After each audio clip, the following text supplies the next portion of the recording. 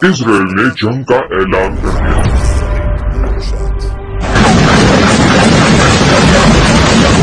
आखिर ये इतना बड़ा विवाद चल क्यों रहा है, तो आइए आज आपको मैं इस विवाद की थोड़ी जानकारी दे। तो ये सारा विवाद है एक जमीन के टुकड़े पर, जो है 35 एकड़ भूमि, जो कि बसता है जेरूसलम शहर में।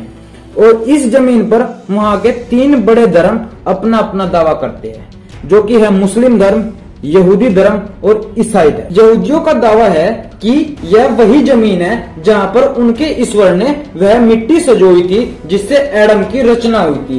एडम वह व्यक्ति है जिससे मनुष्य की शुरुआत हुई थी, यह यहूदियों का दावा है। और इसीलिए इसे करीब 1000 ईसा पूर्व इजराइल के राजा किंग सोलोमन ने यहाँ एक भव्य मंदिर बनवाया, जिससे यहूदी फर्स्ट टेम्पल कहते हैं। इसके बाद यहूदियों ने वहीं सेकंड टेम्पल बनवाया, जिसका नाम रखा टेम्पल माउंट। अब बात करें मुस्लिम दावे की, तो इस्लाम के मुताबिक यह मक्का मदीना के बाद तीसरा सबसे पवित्र जगह है, जो कुरान में भी बताया गया है, जिसका मुस्लिम समुदाय हरम अल शरीफ के नाम से बुलाते हैं। मुस्लिमों का मानना है कि यहीं पर पैगंबर मोहम्मद साहब मदीने से आए थे और जेरूसलम के पहाड़ से वो अपने घोड़े के साथ अल्लाह के पास जन्नत में गए थे और अल्लाह से बात कर कर यहीं पर वापिस आए थे। और इसके बाद सन 632 में पैगंबर मोहम्मद की मृत्यु हुई और इसके 4 साल बाद मुस्लिमों ने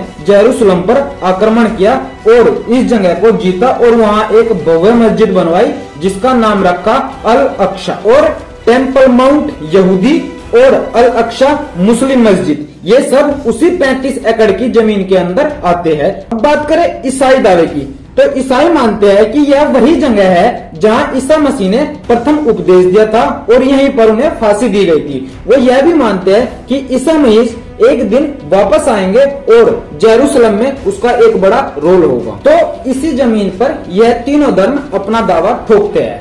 इसके बाद मुस्लिम और ईसाइयों में युद्ध आरंभ हुआ। युद्ध और जंग दोनों ईसाइयों ने जीत लिया, लेकिन यह जीत ज्यादा दिन तक नहीं टिकी। इसके बाद 1187 ईस्वी में मुस्लिमों ने फिर से आक्रमण किया और उस जगह को जीत लिया। इसके बाद साल 1948 का दौर आया और इसी साल इजराइल का गठन हुआ। इसके बाद यह मामला पहुंचा यूनाइटेड नेशन के पास, जिसने प्रस्ताव दिया कि फिलिस्तीन को 2 भागों में बांटा जाए, जहां एक हिस्सा यहूदियों को दिया जाए और एक हिस्सा फिलिस्तीनियों, और जेरूसलम का जो कंट्रोल होगा वो यूएन के पास रहेगा।